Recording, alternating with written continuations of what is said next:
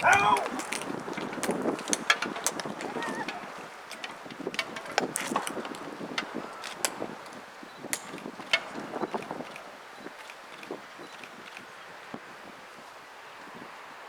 Chair will now come forward and address our graduated airmen.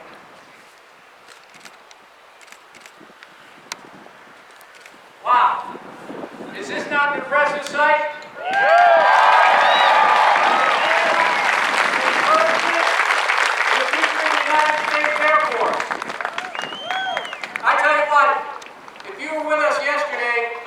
Ceremony, right about the time these sharp MTIs started handing out coins, and America was coming over the loudspeaker, I noticed a little bit of the pollen getting into the air, and my eyes were just getting a little bit filled with pollen. Did anybody else experience that? I thought so. Hopefully today, the pollen count will stay low, and we'll be able to get through this. But I tell you what, this gives me great encouragement for our United States Air Force. It gives me great encouragement for America that we have such great men and women willing to volunteer to be a part of the world's greatest Air Force.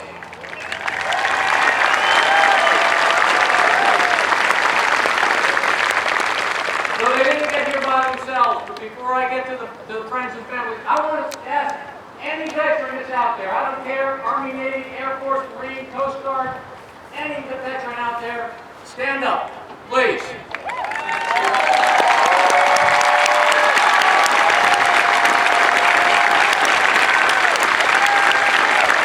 Ladies and gentlemen, this is the foundation of all Air Force and our military.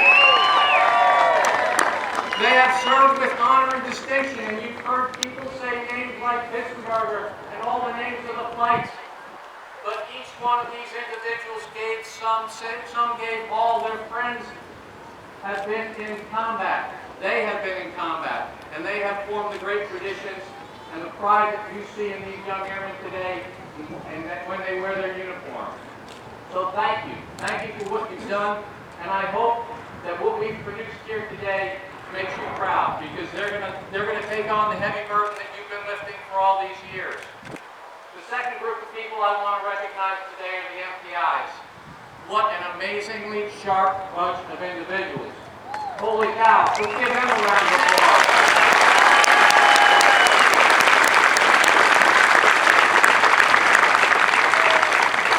You talk about sharp, holy cow. Could you imagine stepping off a bus in the middle of the night and having one of these young men and women address you in a professional manner and help you get to where you need to be? I think we all saw the videotape yesterday. They are amazing. And I know they're building diamonds here, and it takes, as I was told, heat and pressure to make a diamond. And I think at times they probably apply a little heat and pressure where need be, but I think that these are really diamond cutters. They saw rough materials, took away some of the flaws, brought out the inner beauty in what was there, polished where it needed to be polished, and gave you what you see our young men and women standing in front of us. That is truly a skill.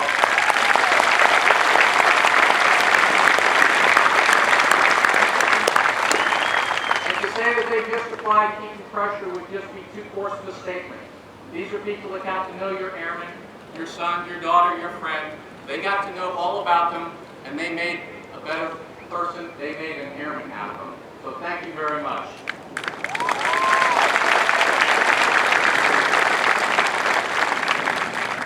For the folks in the bleachers, friends, families, in-laws, whoever, brothers, sisters, spouses, thank you. Thank you for giving us, the United States Air Force, now our airmen, your sons, daughters, and friends, to serve alongside each other and to do a great thing for our nation. I'll talk a little bit here in a second about what it takes to have a successful enlistment, but I can just tell you our nation needs these young airmen. We are growing. And while we see about 859 out front, realize that these MTIs put this personal touch, and this command and wing does this for 31,500 airmen every year. That's amazing. And they do it with a personal touch. That's truly amazing.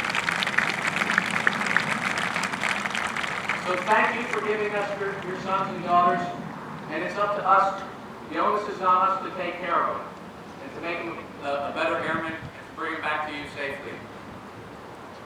To the airmen out in front of me, all I can say is thank you. If you remember where you were 7.5 weeks ago, 7.5 years ago, most of you were in school. If you remember how you walked off the bus and all the world seemed to change instantly, and now this is part of the routine. You've got eaten chow down. You can actually go towards the steak pit and actually get some of the food that you really wanted to get that first week. And I understand that that was a challenge. But you have transformed. You have more confidence. You are a different person. You are an airman now. So I want to congratulate you on that journey. It's not over. We still have training to give you in your specialty, but you are now an airman. And so congratulations on that.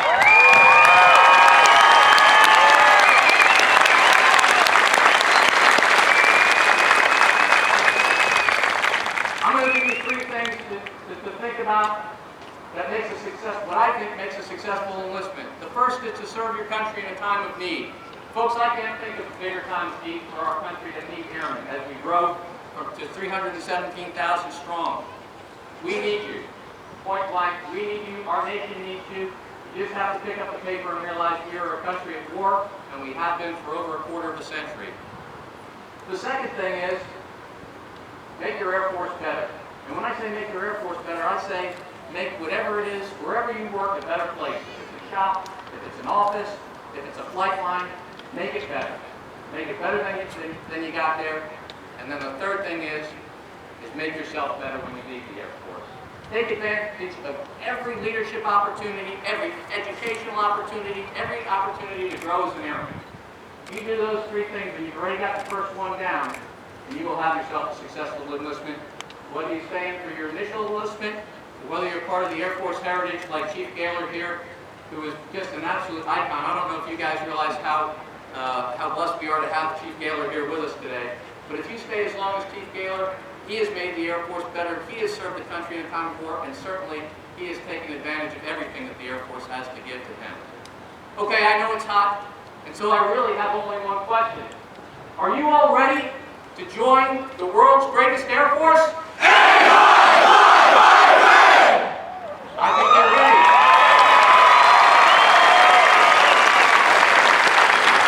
Ladies and gentlemen, please stand. General Cherry will now administer the oath of enlistment.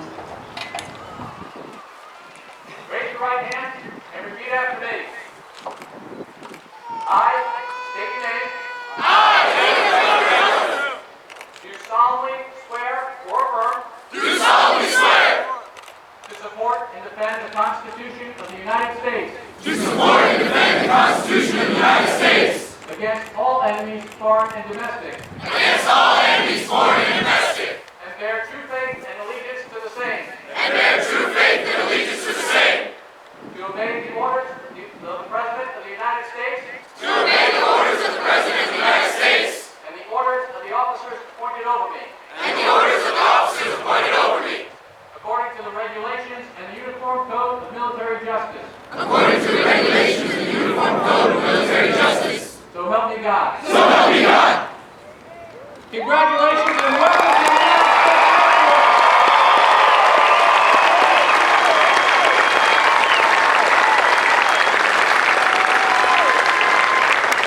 Thank you, General Cherry.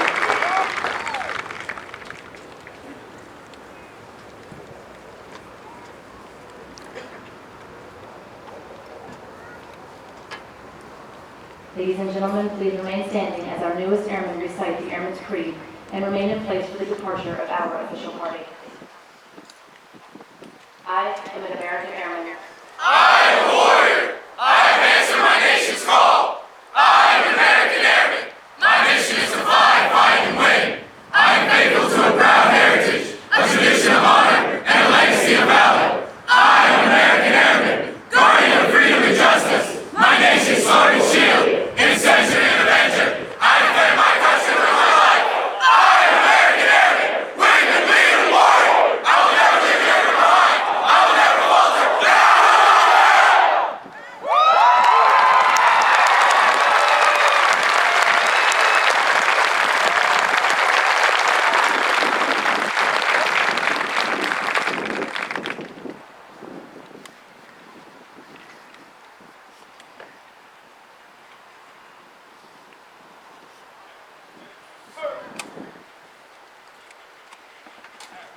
Thank you. Please be seated.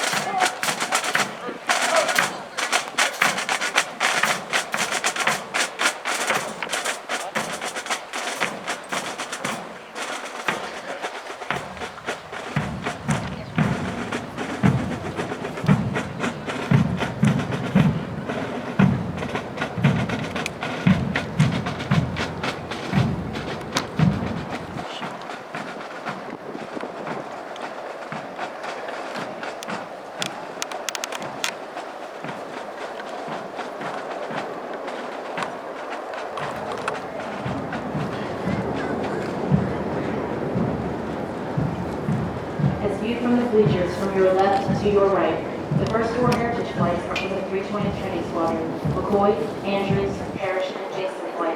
The next four flights are from the 322nd Training Squadron, Eric, Cox, Barnes, and Gaylor flights. They are followed by Benkin, Blake, and Blue flight from the 322nd Training Squadron. The last four flights are from the 331st Training Squadron, Kissling, Peterson, Finch, and Smith flights.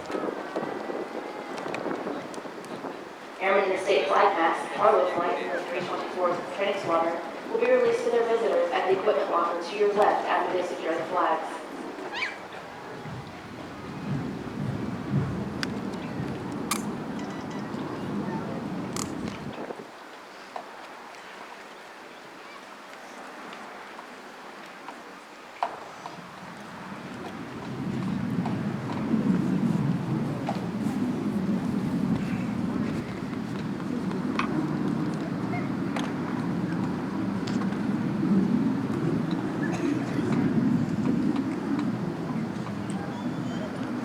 Please be careful while exiting the bleachers and while moving on to the grassy areas. For your safety, we also ask that you only use the stairs to exit the bleachers. All airmen are now released to their visitors. Thank you for your attendance and enjoy the rest of your stay at Joint Base Lackland, Texas.